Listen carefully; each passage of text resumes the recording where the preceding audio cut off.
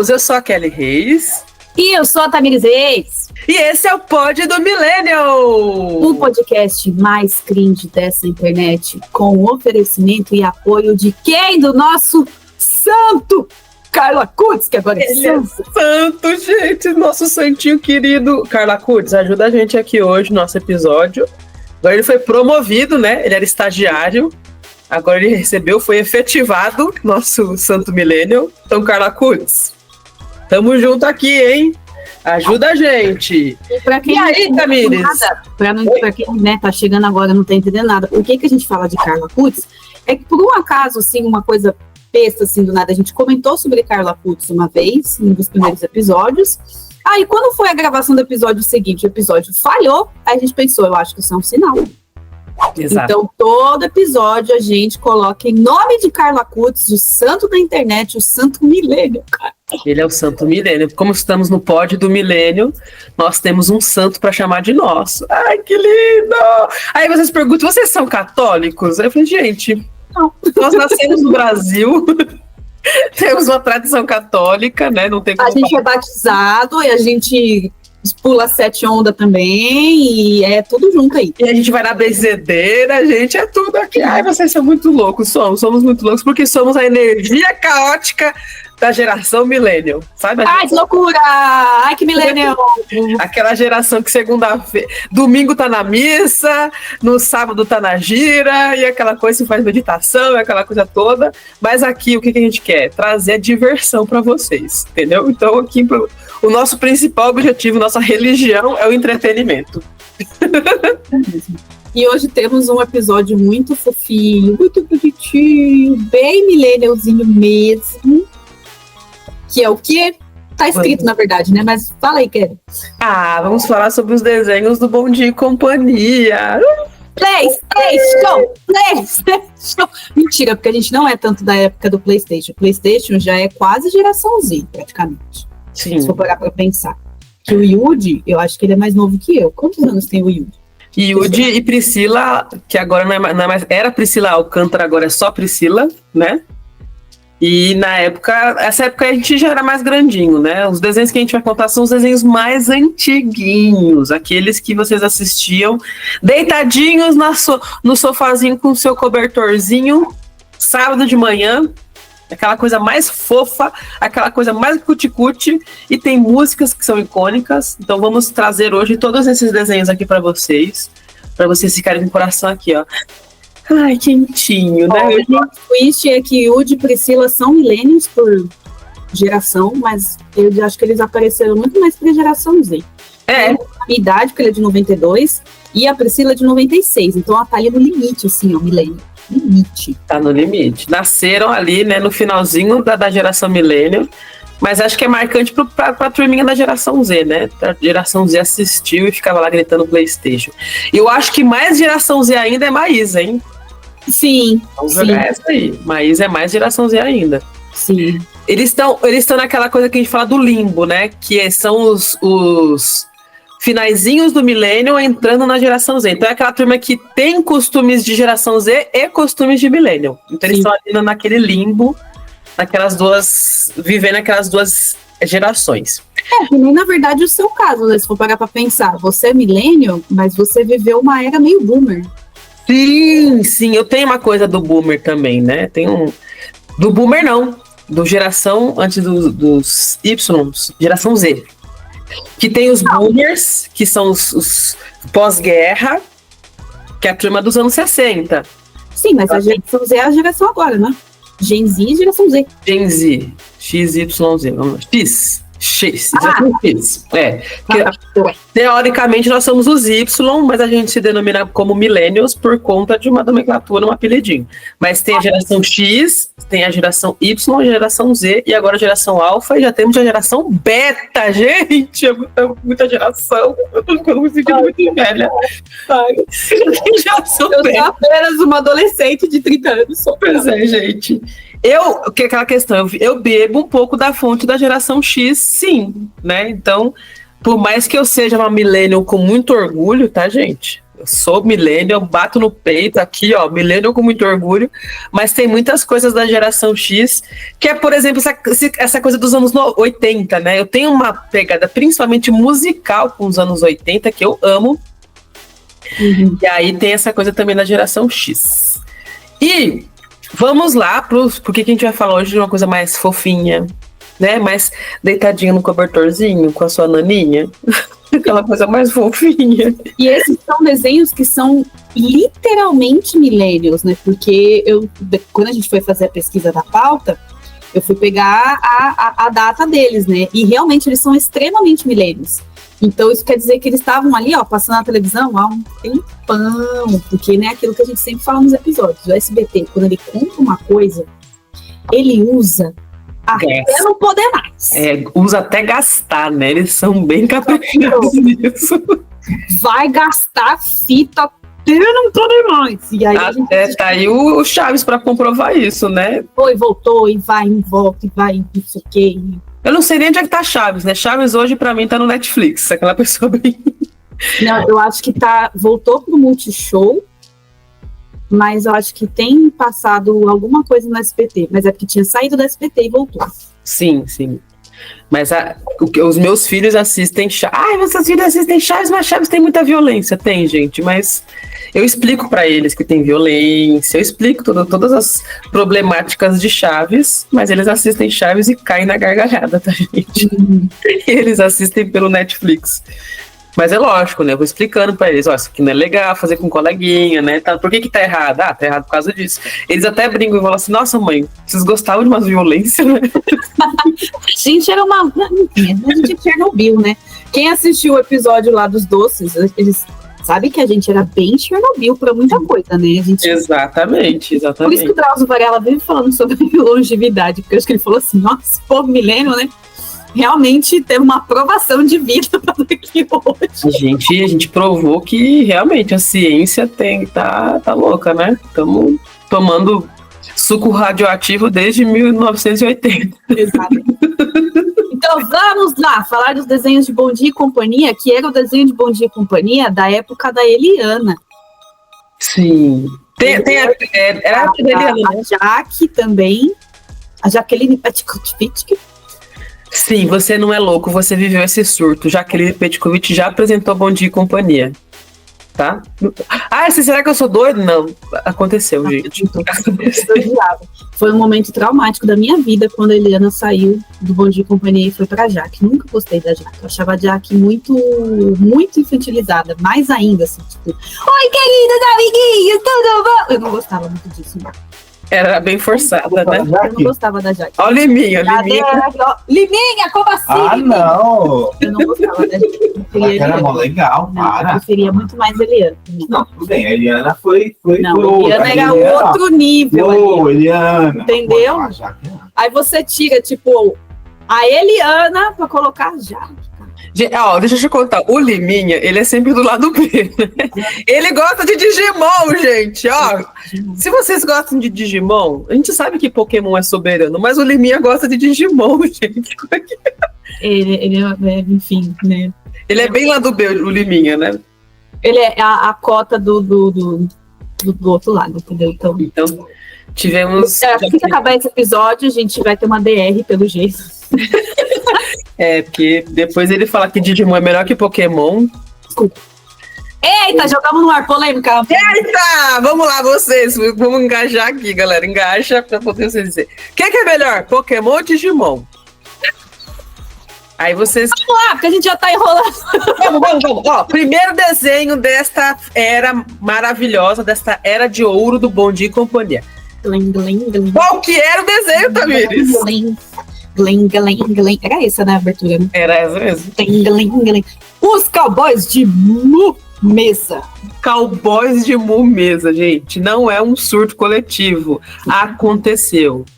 Cowboys que eram vacas. Vaquinhas com chapéuzinhos de cowboy que andavam lá nos seus... De cavalo. Imagina uma vaca andando em cima de um cavalo. Sim, Cowboys de Mesa era esse surto coletivo, essa loucura, essa doidice toda que a gente assistiu. E, assim, o que eu amava era a musiquinha, era bem aquela coisa para pique Texas, né? Aquela coisa bem... É bem aquela coisa de olha o gato passando. Essa é a caos! Esse episódio tá muito louco. E aí você tinha essa coisa aqui que eram umas vacas. Eram vacas mesmo, tá, gente? Falando bem o português correto, eram vacas, cowboys de mesa. O nome já é interessante, né? Mesa. Que tem a ver com mu de vacas. Que eram cowboys e que resolviam questões do Velho Oeste. Né, eles eram cowboys mesmo e estavam lá nas suas aventuras resolvendo as coisas lá da terra deles, né, do Velho Oeste. Foi lançado em 92 e contou com 2 temporadas. É bem interessante. A tentativa deles era para poder virar uma linha de brinquedos, né, que tinha essa pegada muito de brinquedo virar desenho virar brinquedo, tinha muito essa pegada aí, e virou os brinquedos. E eu não sei se... eu gostava muito, tá, gente? Eu era muito fã desse desenho. Achava muito maneiro as vacas em cima dos cavalos. Não, você pega uma vaca com uma calça de vaca. Uma calça de boca de sino de vaca. Era muito louco, gente. Se você contar isso para um psiquiatra, eles vão querer internar a gente. Mas a gente assistia e eu achava muito maneiro, porque tinha muita aventura. E o mais legal é que tinha um toque de humor. Eu acho que eles mesmos tiravam um pouco de sarro dessa situação, assim. Com a ideia maluca, né, de colocar... Era uma coisa muito legal, eu gostava, eu achava bem maneirinho. Achava fofinho. Mas era mó legal. E aí tinha o... Na minha cabeça era assim... E era a musiquinha. E aí, assim, o que fica marcado pra gente? A musiquinha. Se a gente lembrar o que era a história, o que era não sei o quê... Não lembro. A gente tem um negócio que eu nem sei se realmente é isso mesmo, porque, enfim, as redes sociais falam que a chamada ecolalia, que é quando você fica com uma musiquinha gritante na sua cabeça. Sim. Então, às vezes, as nossas lembranças, elas não são ligadas à história, à temática, é sempre da musiquinha. A musiquinha sempre fica marcada, meu. E aí, quando, por exemplo, a gente tá gravando esse episódio, daqui a pouco vai estar eu levando a criança na natação, escutando.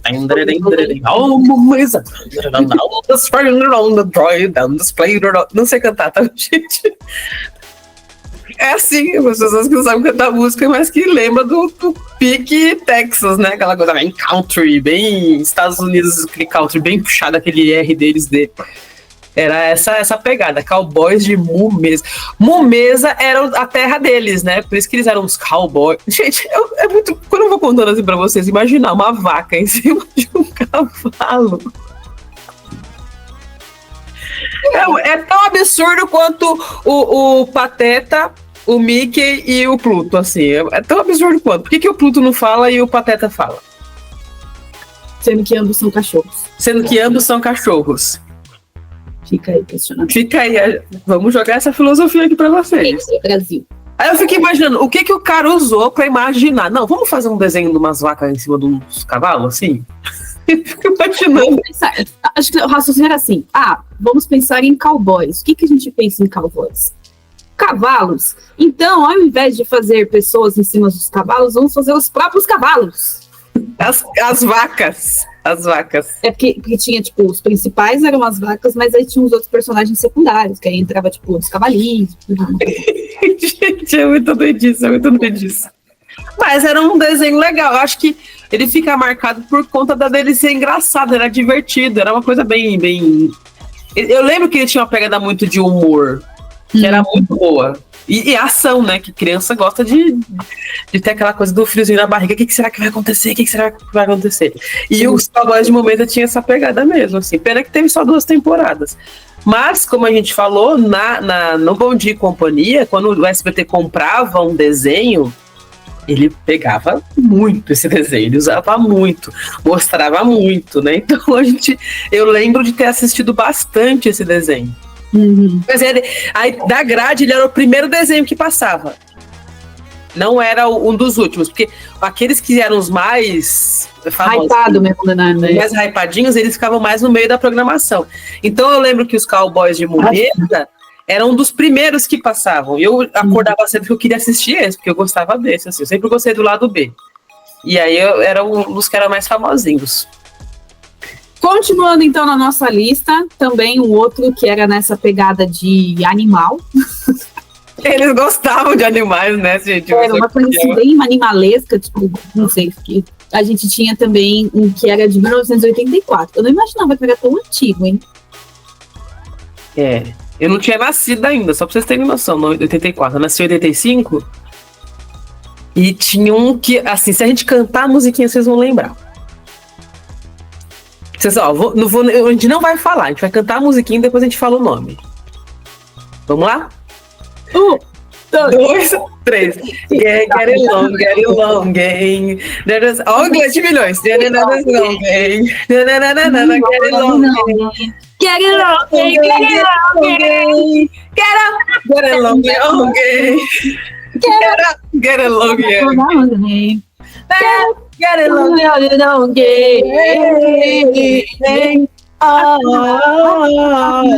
get up. Na verdade, era quase um despertador, né? Get up. Piada de alguém sabe como é que canta essa música em inglês? Ensina pra gente. Vamos fazer uma parceria, né? Ó, professores de inglês. Inglês, por favor. Eles patrocinam a gente. Eu sei que ele tinha um nome em português, mas a gente não lembra. O que a gente achou na pesquisa era The Get Along Gang, que era a turminha lá dos bichinhos. Cada bichinho representava um arquétipo e os bichinhos era a coisa mais fofinha, coisa mais tutuquinha do mundo. Eles pareciam aqueles bichinhos que ficavam em papel de carta, sabe? Sim, papel de carta que tá voltando na moda, né? A galera tá resgatando os papéis de carta, né? E eles tinham essa pegada das aventuras com uma turminha de bichinhos, cada bichinho representava um arquétipo, e aí eles viviam as aventuras deles dentro do bairro, aquela coisa da amizade, aquela coisa da cumplicidade.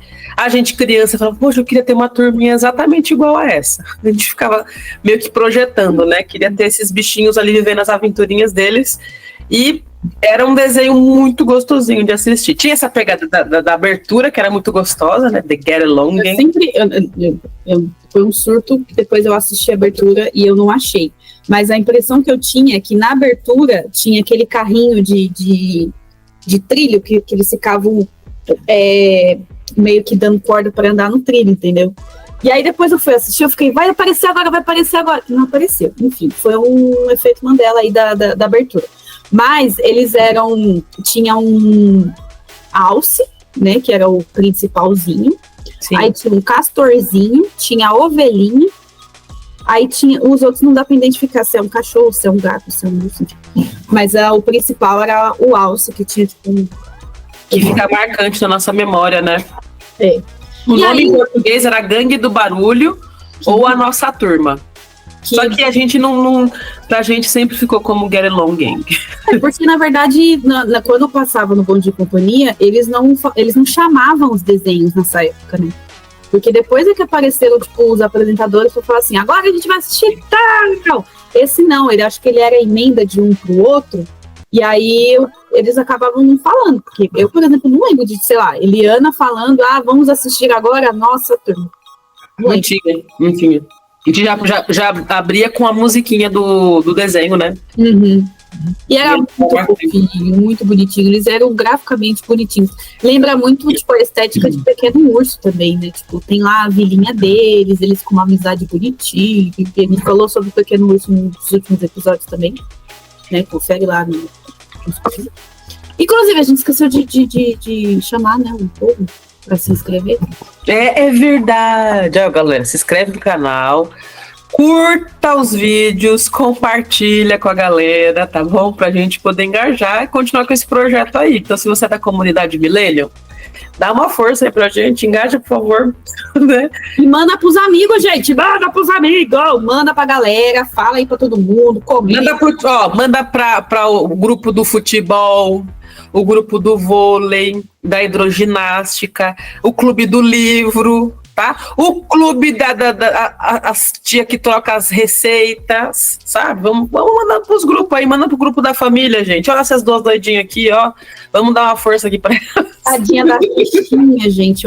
Coitada das bichinhas. Olha, realizar o sonho de trabalhar de internet, né? Olha aqui. Então, ó, manda pro grupo da Tupperware, sabe aquele grupo da Tupperware? Das ofertas da Avon, manda aí, gente.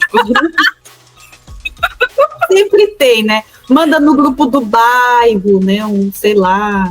Manda pros grupos todos o nosso podcast pra gente engajar, pra gente crescer aí na internet, né, gente? Quem sabe aí, um dia com estúdio, um dia entrevistando esses grandes... Imagina um dia entrevistar a Xuxa, gente. Ai, meu Deus. Nossa.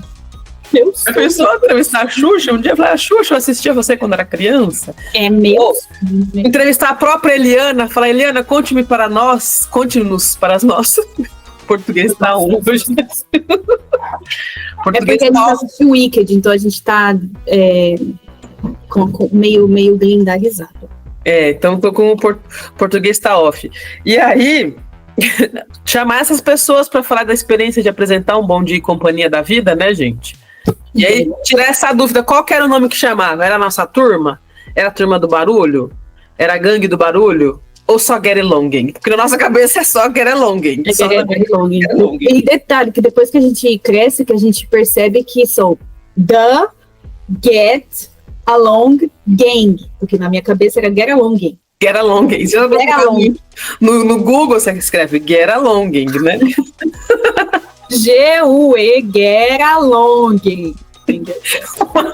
O mais louco é que o Google consegue encontrar, gente. Exatamente. Ele encontra, isso que é mais bizarro. Agora vamos para o próximo desenho, que é um desenho triste. É triste, gente. Que tem uma curiosidade também sobre ele, que quando eu fiquei sabendo, eu fiquei chocada. E fiquei abismada. Mas assim, particularmente, não era um desenho que eu gostava. Nem eu. Eu já tinha um pouquinho de preguiça dele.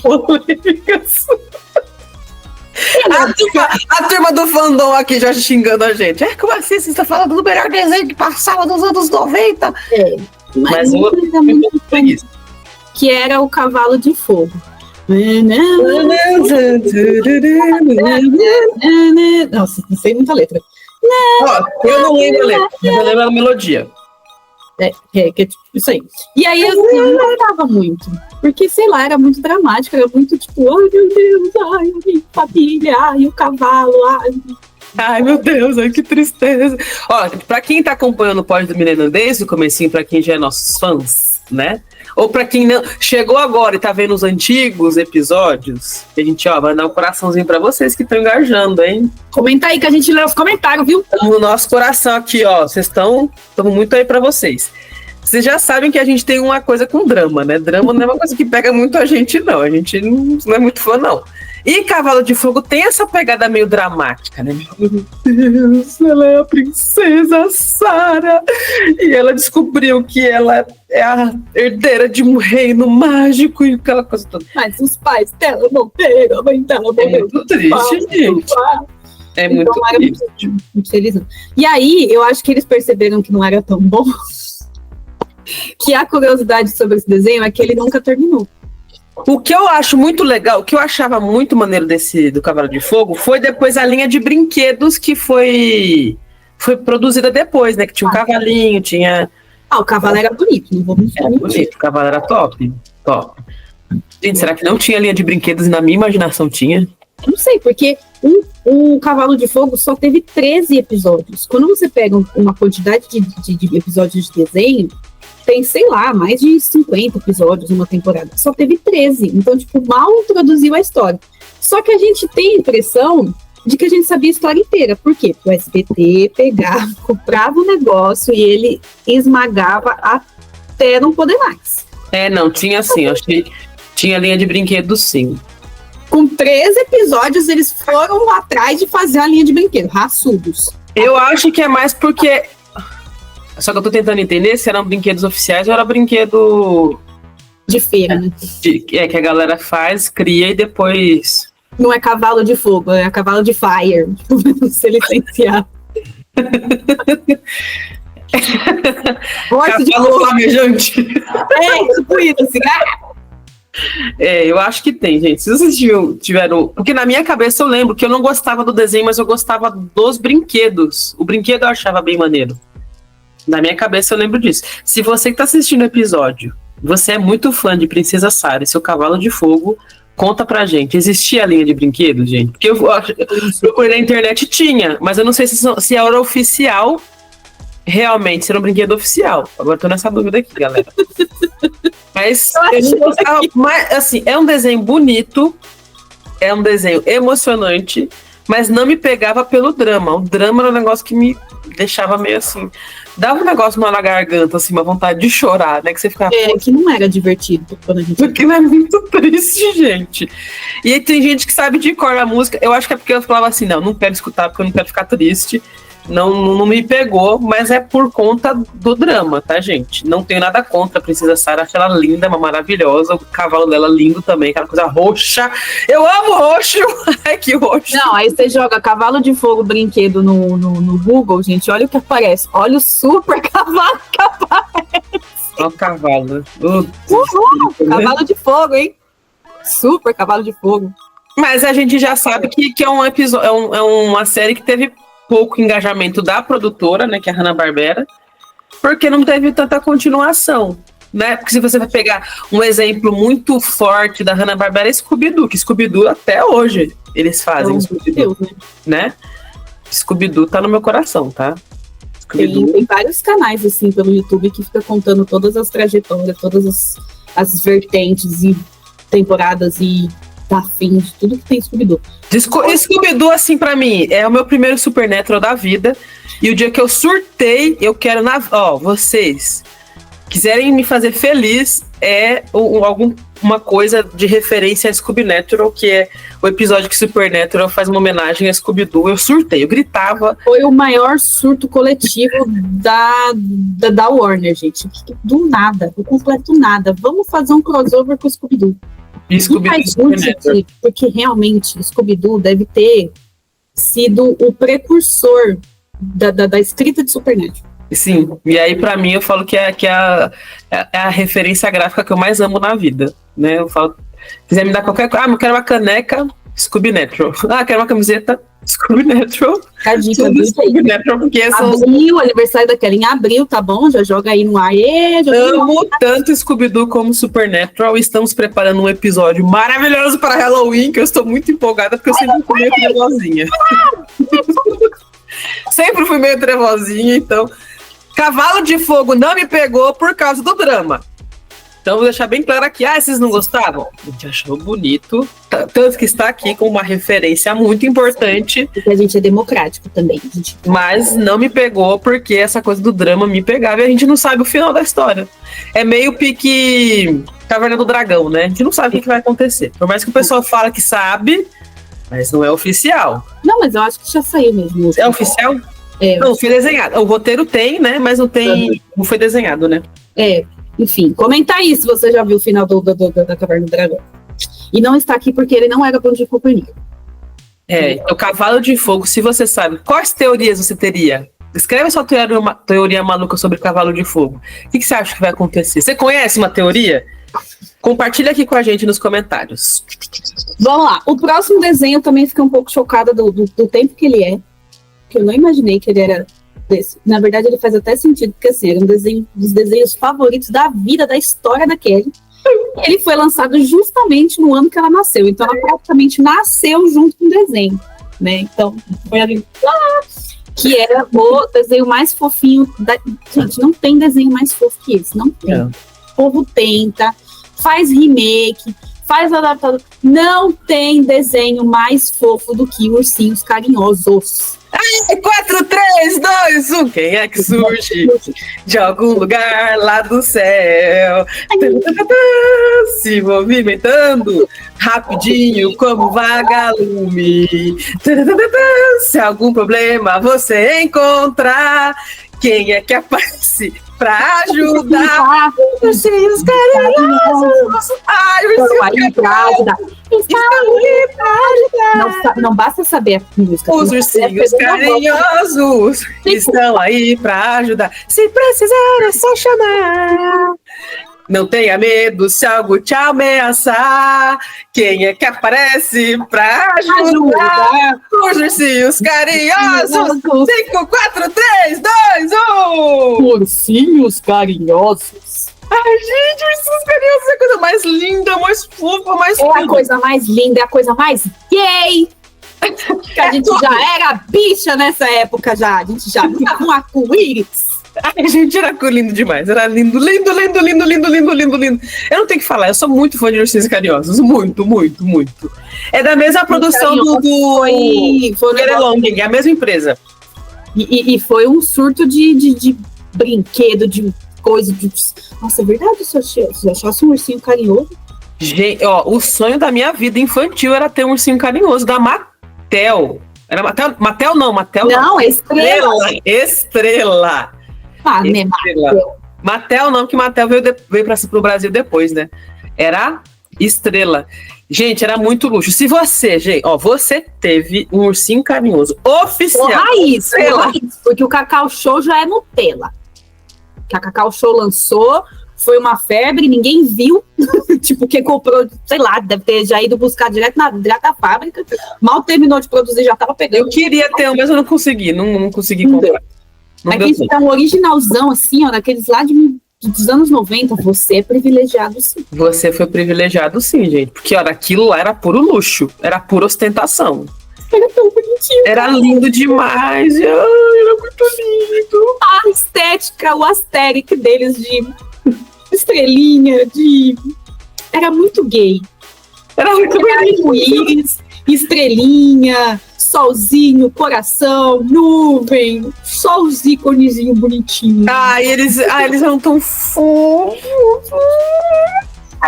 Era aquela coisa assim, o clima pesou, vamos chamar os ursinhos carinhosos. E a parte que eu mais amava era quando eles levantavam a barriguinha deles, que a barriguinha tinha o símbolo deles, assim.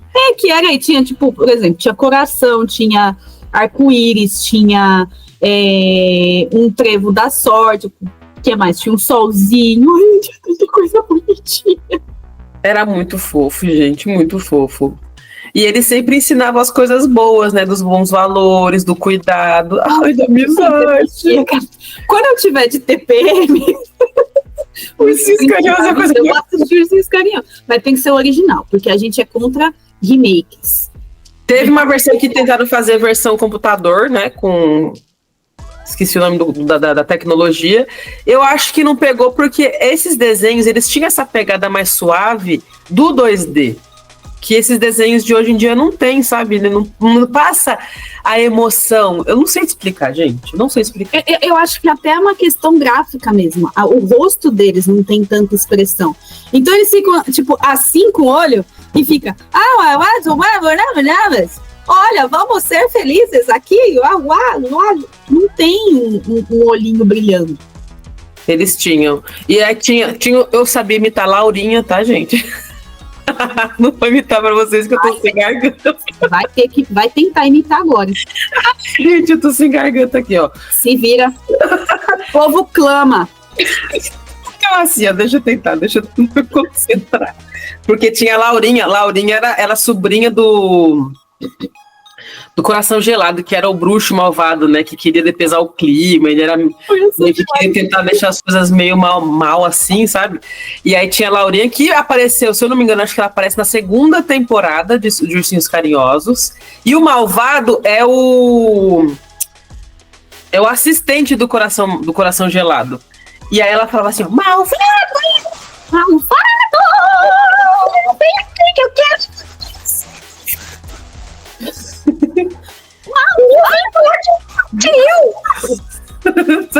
É que eu tô gripada, mas eu falava bonitinho, eu falava bem com a vozinha bem irritante de Laurinha. Isso é uma outra curiosidade nossa também, a gente tem coisa com vozes.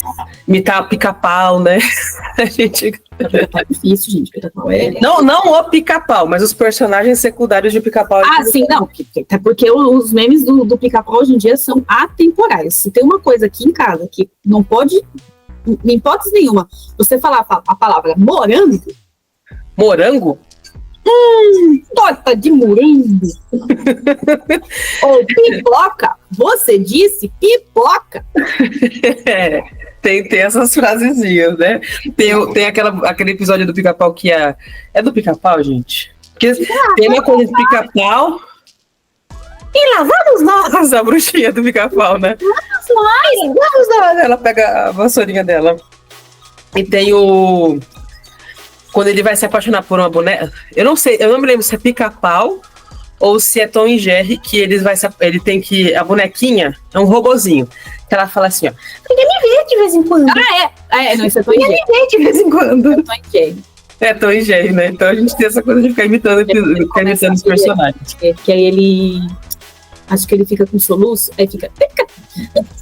Aliás, Tom e Jerry e Pica-Pau pode ter um episódio separado de momentos icônicos, hein? Sim. Vamos colocar na pauta. Porque... Só de Tom e Jerry, que já era meme na época, mas na nossa cabeça sempre foi meme. Tom e Jerry. Tem o Reginaldo e a bruxa com o filho Reginaldo. Reginaldo, vem cá, Reginaldo! Vários, nossa, enfim. A gente já tá mudando de assunto, meu Deus, olha o TDAH. A gente fica imitando mais Laurinho, é porque minha voz realmente eu não consigo imitar, não, mas eu conseguia fazer. Imitando o áudio até. Vocês que têm ouvido com fone, desculpa, tá, gente? Então. O próprio Google colocou, como é que fala? Redução de ruídos. Mas não vou colocar toda a minha potência vocal para imitar a Laurinha, mas ursinhos carinhosos, gente. Ó, eu vou falar. Nossa, você podia fazer essa trend no TikTok, hein? Qual? Aquela lá, você terminou comigo, mas eu sou a Laurinha. Eu vou fazer porque... Mal. Aquela coisa bem da vozinha, bem irritante que ela fazia. E assim, ó, legal, papais e mamães millennials, vocês estão qual dúvida? Qual desenho que vocês podem mostrar para a criança de vocês?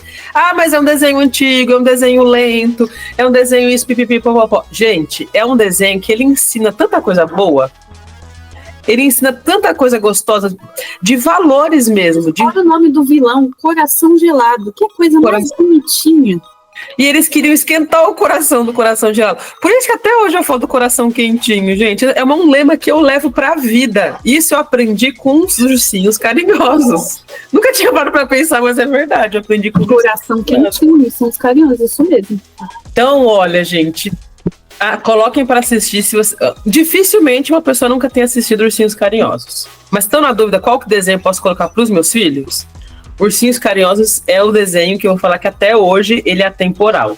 Ele é uma fofura, ele todo gostosinho, aqueles ursinhos. Gente, eu tenho uma paixão pelo Coração e Sonho, que eram os irmãos gêmeos. Os meus filhos fizeram aniversário. Eu fiz com o tema dos Ursinhos Carinhosos. Depois eu posso até colocar nas redes sociais os bolos dos Ursinhos Carinhosos com os meus filhos. Porque... E aí, falando de fofurinha também, que aí isso faltou todos os meus sábados de manhã. Nossa senhora, eu tenho uma memória afetiva tão grande, tão gostosa, que no final das contas eu acho que eu queria ter sido que nem ela, que começou com uma série, de fato, e depois virou desenho, tamanho sucesso que foi, que é a Punk, gente. Punky Brewster. Gente, aquela menininha com tênis All-Star já se apaixonou por All-Star lá na década de 80 já. Punky Brewster. Ela era muito bonitinha, gente, ela era muito fofa e ela tinha não sei, acho que é por isso que veio a minha fissura por All-Star, minha fissura por franja, porque quando eu tinha 9 anos eu mesmo cortei minha própria franja. Tudo que criança não tem.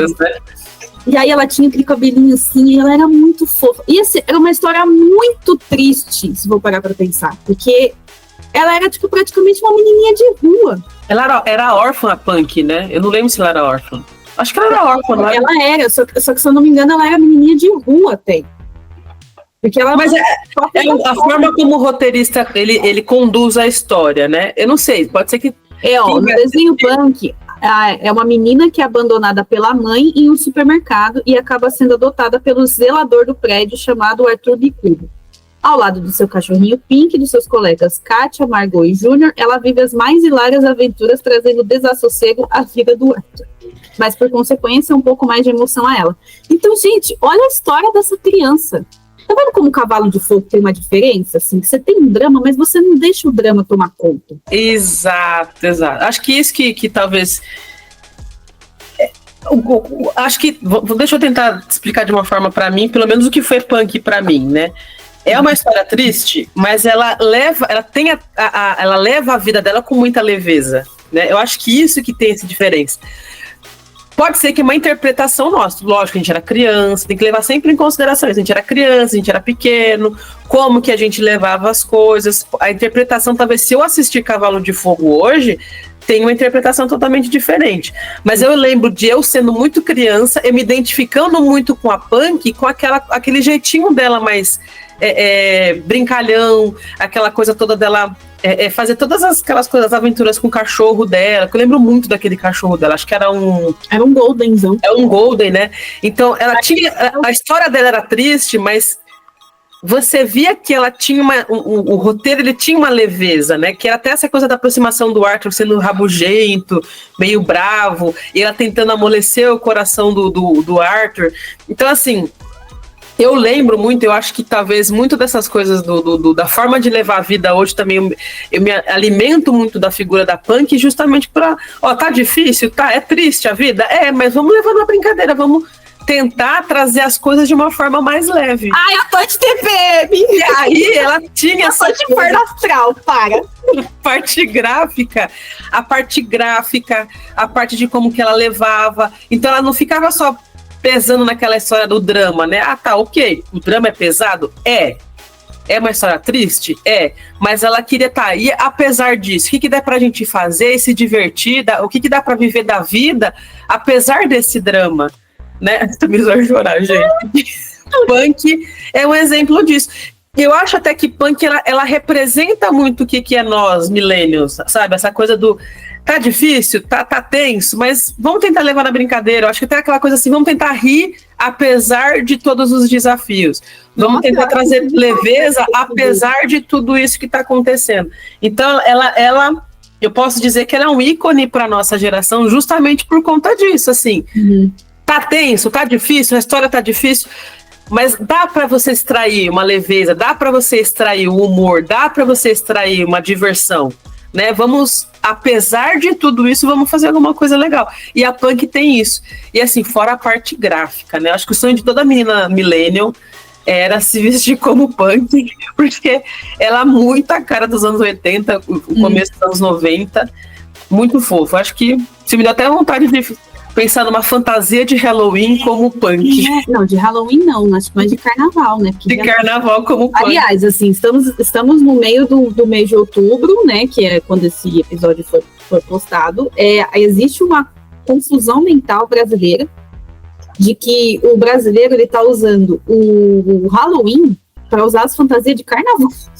A gente tem que lembrar que Halloween é medo. Não precisa colocar coisa bonitinha. Então, assim, a gente que é brasileiro, a gente gosta de festa em qualquer momento, gosta. Mas o carnaval é onde tem a zoeira e o Halloween é onde a gente tem as coisas bizarras. Então tem que ser de monstro. Então é uma punk ensanguentada, por exemplo. Não, bem lembrado, né? Então talvez carnaval funcione bem para punk. Aí a questão é você usar um All-Star de cada cor, né? Porque o All-Star já tá meio que inflacionado ultimamente. Nossa, gente, pelo amor de Deus. Ela era, abandonada usar All-Star. Hoje em dia, All-Star é luxo. Pois é. Mas é uma série que tem essa pegada. Eu acho que se a gente olhar o significado da história, é uma história que fala muito sobre você trazer a leveza. Então, acho que muitos de nós acabamos bebendo da fonte de punk justamente por conta disso, né? Dessa diversão, dessa coisa toda que ela tinha. Ela foi um fenômeno também de marketing muito forte, né? Vendeu muita roupa, muito brinquedo, tudo. Foi muito forte mesmo para a geração. Então tá aqui. E tem muita gente que achou que punk passava na Globo, mas ela não passou na Globo, tá, gente? Punk é uma série do SBT, passou no SBT. Tanto a versão série quanto a versão desenho. A diferença fundamental entre o desenho é que no desenho já tinha um ser mágico, né? Que era o Gloomer. Na versão live action que a gente vai colocar, não tinha o Gloomer, tinha só o cachorro.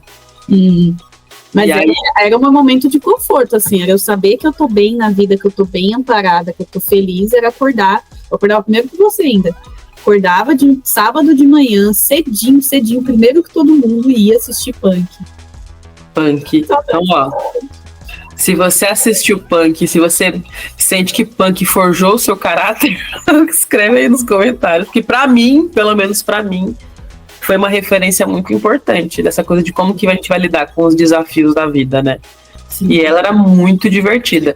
Tinha uma pegada também muito, muito interessante dessa relação adulto-criança que a gente tem dos desenhos dos anos 80 e 90, que é muito aquela coisa do adulto ranzinza, rabugento, e a criança com todas as traquinagens, né, espivetagem da criança. Então a gente se divertia muito com essa interação. Quem repete muito isso é o Denis, o Pimentinha. Sim. Né? Ele repete muito. Verdade, a gente nem falou também do Denis. E aí tem um outro que eu esqueci agora, mas Denis fica bem marcado, né? Aquela coisa da criança, com todo o jeitinho dela bem atrapalhado, acabar amolecendo o coração. E era muito bonitinho porque o Arthur cuidava muito da Punk. Ele era meio durão, meio bravo, assim. Mas ele tinha um carinho e um cuidado muito fofo com ela, assim, que era um negócio que esquentava o nosso coração. A vontade de ter um vovô que nem o Arthur era gigantesca, assim. Era muito fofo. E o próximo desenho, por datação, ele não chega a ser millennial, mas ele foi também um marco muito grande para a nossa geração, que também entra na questão dos mistérios. Então, acho que para a nossa geração a gente tinha muito desenho sobre mistérios, tinha muito desenho sobre aventura, né, quando a gente fala de Cowboy de Mesa, quando a gente fala de Ursinhos Carinhosos, e a gente fala também muito dessa relação, né, paterna e tal, mas os de investigação, que foi o que a gente falou do Scooby-Doo e tal, também era muito presente, e esse próximo desenho ele era de 82, mas ele também ficou aí como referência para muitas coisas, muitas coisas mesmo, que é o Inspetor Bugiganga. Inspector Gadget. Inspector Gadget. Inspetor Bugiganga! Ai, que delícia de lembrar dele. Maravilhoso, maravilhoso. O inspetor é um detetive atrapalhado, né? E ele tinha uma capa, um sobretudo, e nesse sobretudo você tinha tudo quanto tinha engenhoca que ele usava para poder resolver os mistérios, né? Então, o legal, que eu gostava muito do Inspetor Bugiganga, foi uma época que eu também estava lendo muito Sherlock Holmes. Sim. Só que assim, Sherlock Holmes, para quem leu, para quem conhece as histórias dele, o Sherlock, ele é um cara brilhante, né? Então tem o Dr. Watson, ele vai chegar na resolução do caso de uma forma brilhante. Você fala, nossa, como é que ele percebeu isso daqui?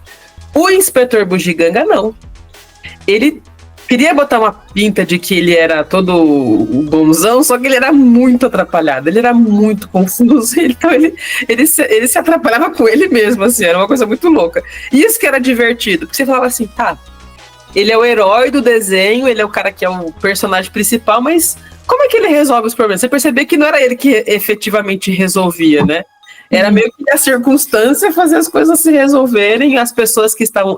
A sobrinha dele, a Penny, era muito inteligente. Acho que ela era a grande raiz para resolver as coisas. E ele, meio que atrapalhadão, assim, do jeitão dele, conseguia resolver. Eu tô tentando fazer um parênteses aqui, porque, assim, a gente tá agora em outubro, né? E esse mês também, não podemos deixar de comentar, ainda mais que a gente tá falando sobre coisas... da nossa infância. Esse mês comemora 90 anos de Maurício de Souza. E por que eu tô fazendo essa relação? Porque quando eu li a biografia do Maurício de Souza, ele conta que um dos primeiros empregos que ele teve foi como repórter policial na Folha. Uhum. Só que ele era muito tímido para fazer as investigações, e aí ele se vestia como um personagem chamado Dick Tracy, que era um repórter investigativo, um detetive, né? E quando você pega a estética do Dick Tracy, ela é igualzinha do Inspetor Bugiganga. Então é muito divertido ver, assim, que muito provavelmente deve ter sido essa referência, posso estar falando muita merda, mas pode ter sido essa referência, de pegar o que era o Dick Tracy dos quadrinhos, que era tipo um repórter, detetive, investigativo, que era tipo mais sério, e fazer essa brincadeirinha do Inspetor Bugiganga, né? Que ele literalmente ele sacava as bugigangas. Exatamente. E era um negócio muito louco. Então, acho que é interessante fazer essa relação também. Ele faz uma paródia do James Bond, né? Que você tem um James Bond todo poderoso, todo estiloso, né? Todo bonzão. E de repente você vê um que é todo perturbado, todo bagunçado.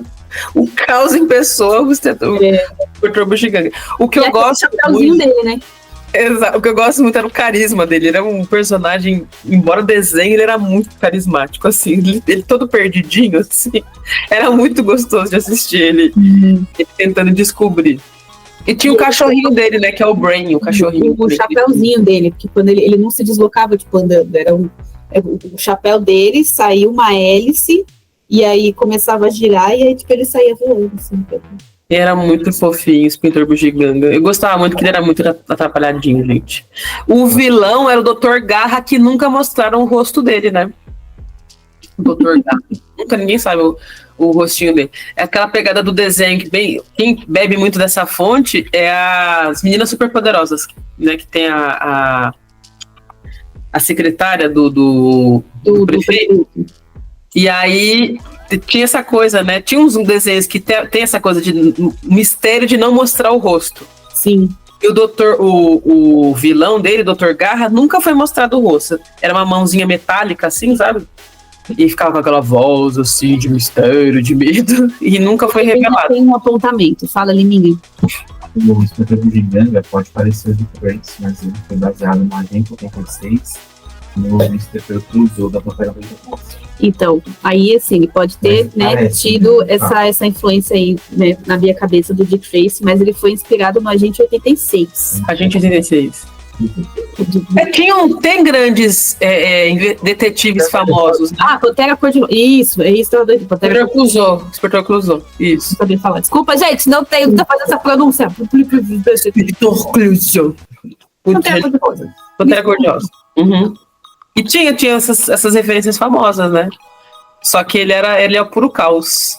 Uma mistura de sei lá. Caos.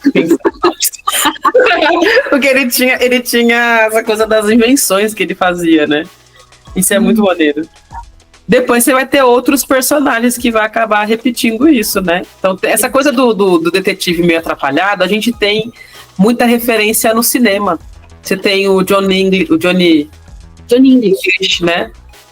E tem o Detetive Monk. Tem uma galerinha aqui que você vê que é meio pra poder tirar um sarro mesmo, né? Pra mostrar que, esse cara ele é bom, mas será que é tão bom assim? Ou será que é só sorte que ele teve na hora da investigação?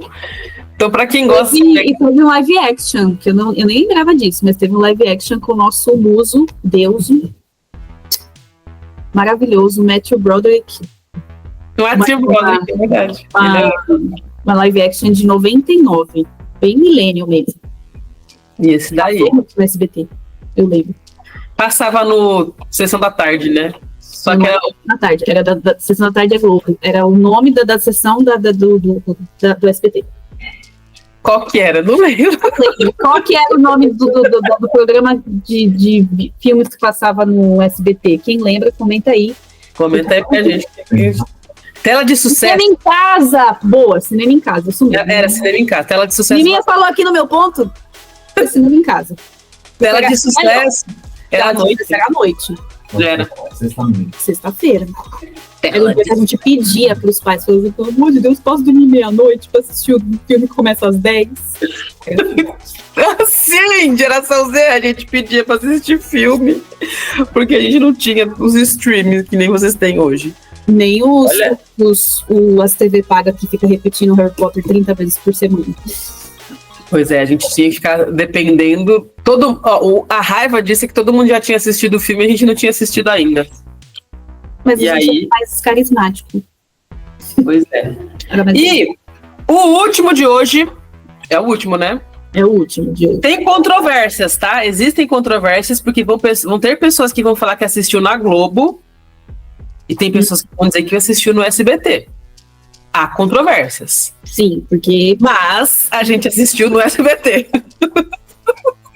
Qual que é o desenho, Tamiris? Nossa, é um dos desenhos mais caóticos, assim. Acho que ele literalmente deve ter dominado o meu caráter mental, porque quando eu olho para trás, eu falo, gente, eu sou muito assim.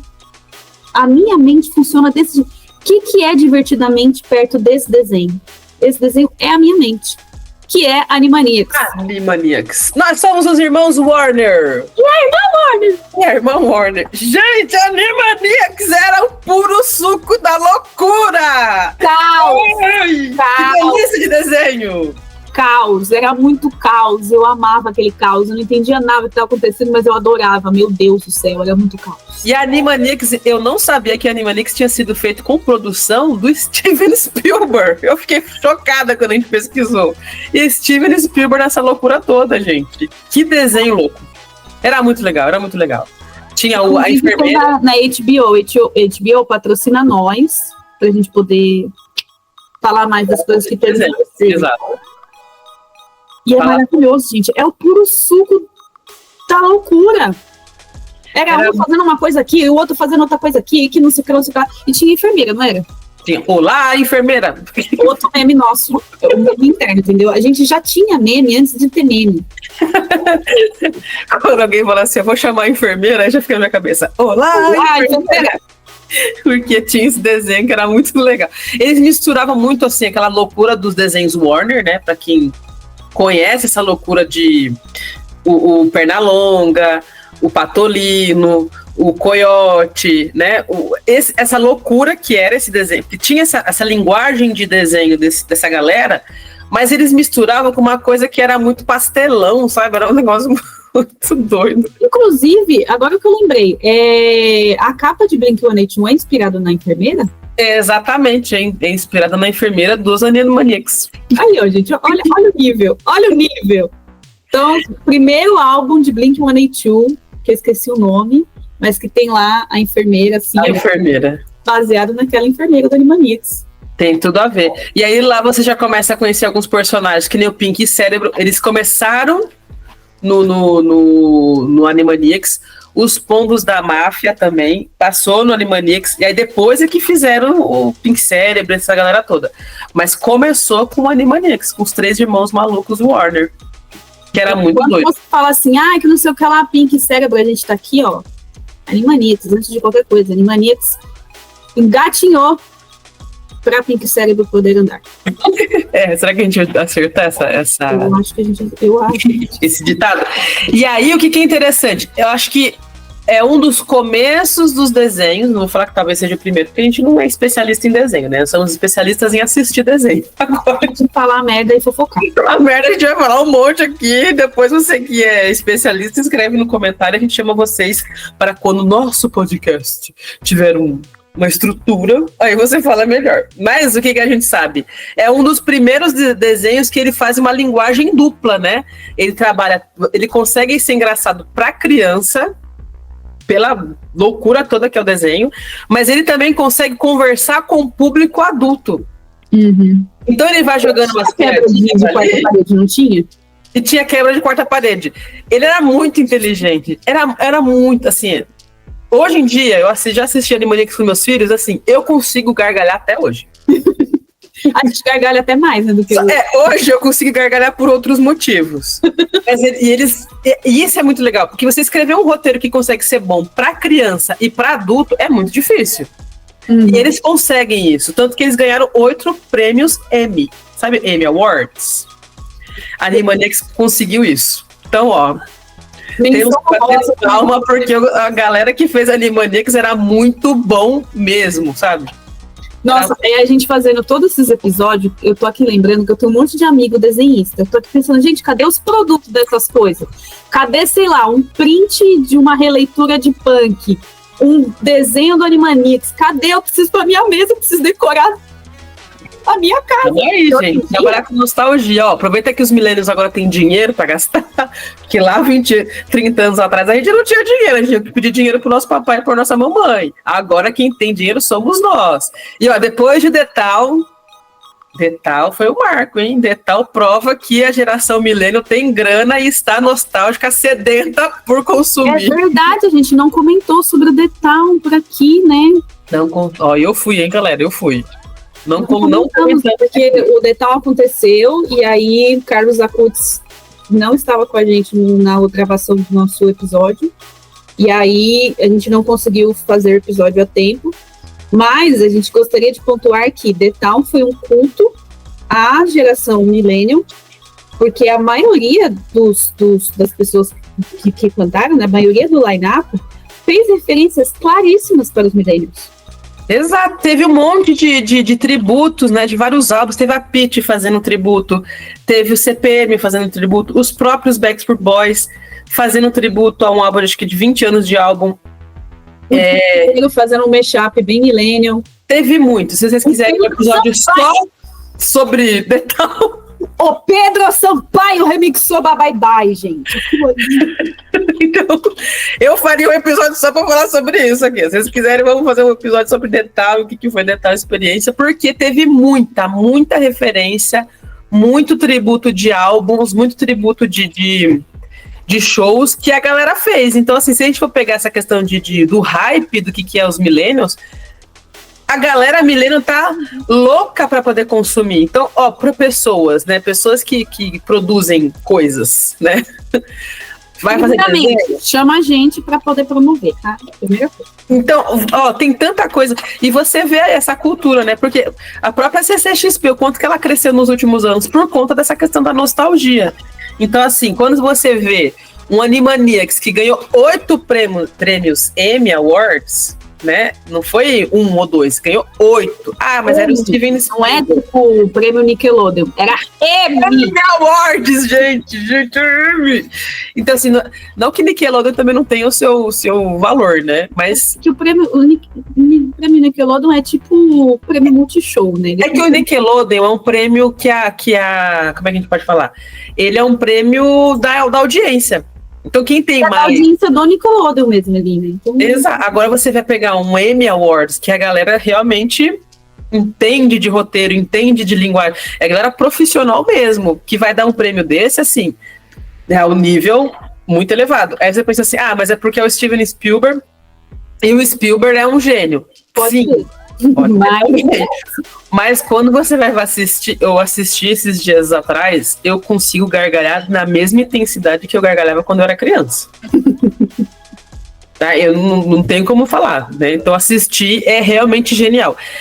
Animaniacs, e aí eu falo, essa polêmica, teve gente que assistiu Animaniacs, tem gente que lembra de ter assistido pela Globo, na TV Globinho, e tem gente que lembra de ter assistido no Bom Dia e Companhia. Então vai muito nessa pegada assim, porque tem uma coisa importante que o SBT comprou muito conteúdo da Disney e ele ficava nessa coisa assim, quando estava no contrato da Disney eram desenhos Disney, quando estava sem contrato da Disney conseguia colocar desenhos Warner. Tinha a Globo também isso nessa pegada, qual que a gente vai comprar, qual o desenho que a gente vai comprar. Então pode ser que você lembre de Animaniacs na Globo, mas também tem a turma da parcela de pessoas que assistiram Animaniacs no SBT. A gente lembra de ter assistido no SBT. E a gente lembra o quanto que era bom e o quanto que era um surto coletivo aquele desenho, que era muito bom, era muito bom. Era muito bom. A parte musical, as músicas, ai gente, era... Nossa, era loucura. Vamos agora falar então sobre os comentários dos nossos episódios. Bora lá. Comentando sobre o episódio 5, sobre os desenhos da TV Manchete, ainda na onda de desenhos. Show. O Vi, ele teve uma pequena reclamação. Ih, treta. Vamos lá, vamos ao SAC, Serviço de Atendimento ao espectador. Então seria SAI. Isso. Ele falou que ele não concordou com a gente de que é lado B, porque a TV Manchete é só clássico. Ele tem um ponto, sim.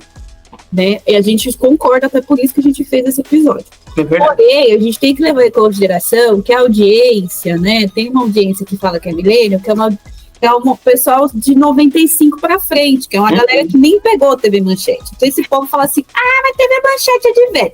TV Manchete é o clássico do clássico milênio. Exatamente. Então ele tem um ponto sim, né? Porque a gente, né, enfim. E dentro da própria TV Manchete tinham desenhos que não ficaram tão hypados. O próprio Yu Yu Hakusho não foi tão hypado como, por exemplo, Cavaleiros do Zodíaco ficou. Sim. Mas concordo com ele, concordo. E a segunda coisa que é também falando sobre, inclusive, CCXP, que foi uma coisa que quando eu descobri depois eu fui tão triste. Eu pensei, por que, Deus? que as armaduras originais, tipo, vinda lá da onde, não sei o que é. Do Japão, né? Do tamanho, como se fosse o tamanho deles mesmo, estava exposta na primeira CCXP. Eu lembro dessa matéria. Então, eu também lembro. Eu lembro que eu A inveja de quem foi. Muito triste. Imagina você ter 12. Olha. Eu ia tirar foto com todas. Eu tô toda arrepiada, já diria Pepita. Eu ia tirar foto com todas. Podia voltar, né, gente? Ah, não vou nem falar de CCXP, porque eu tô meio tensa com CCXP aqui. Pra quem não sabe, né, 2025 são 20 anos de Supernatural, da primeira exibição de Supernatural. Aê, CCXP, patrocina nós! Olha aqui, CCXP, tudo bom? Leva a gente pra assistir Supernatural, pra ver a galera do Supernatural. Olha aí, ó. Por favor. Nunca te pedi nada, Warner. Até porque também a CCXP ainda falou assim, novidades, e até agora anunciou só os coadjuvantes, aí você fica meio assim, meu Deus. Mas, eu sei que não tem nada a ver com o episódio, mas enfim, só para complementar também. A empresa que traz convenções de séries da vida anunciou que vai ter comemorações, mas assim, só falou, vai ter. Jogou pro universo, hein? Aí, ó. Vocês não querem investir num podcast? Gente, ó, vocês que estão engajando a gente aí, marca. Fala aí pra galera, vai. Que é uma cobertura, um episódio inteiro falando do Supernatural. A gente faz uma resenha, faz não sei o que sobre tudo. Isso. A gente tá aqui pra isso, porque são 25 anos de Supernatural. 25 anos, se a gente for fazer as contas, é anos 2000. 25 não, 20 anos de Supernatural. O primeiro episódio foi em 2005. Então, geração Z. Mas enfim, a gente consome. Então aqui, é millennial, mas é entretenimento também. Exatamente. Então, ó, galera, dá um apoio pra gente aí, dá uma moral pra gente. Por favor. Então é isso, meu povo. Não se esqueça aí de comentar, engajar e se inscrever, né? Show. Continua, leva pro coração, ó. Grupo do futebol, grupo da bocha, grupo da zumba, da Tupperware, do bingo, da igreja, manda aí pro grupo de jovens, o grupo do casal, isso aí. Grupo de swing. Vai mandando pra tudo quanto é coisa. Manda pra todo mundo e fala assim, olha essas duas meninas aqui, ó, vamos ajudar essas meninas aqui a crescer na internet? Olha, essas bichinhas. Ou pobre das bichinhas, né? Vamos colocar elas pra crescer na internet. Manda aí pra galera pra gente poder criar mais conteúdo aqui pra vocês. E se tiver algum desenho do Bom Dia e Companhia que a gente não falou, que você está achando que nós estamos fazendo uma injustiça, comenta aqui com a gente, ó. Coloca aí nos comentários. Esqueceu de falar do desenho tal. Aí a gente pode fazer uma segunda parte desse desenho aqui, desse episódio. Certo? Certo. Então é isso. Pra quem tá acostumado, Cherion, episódio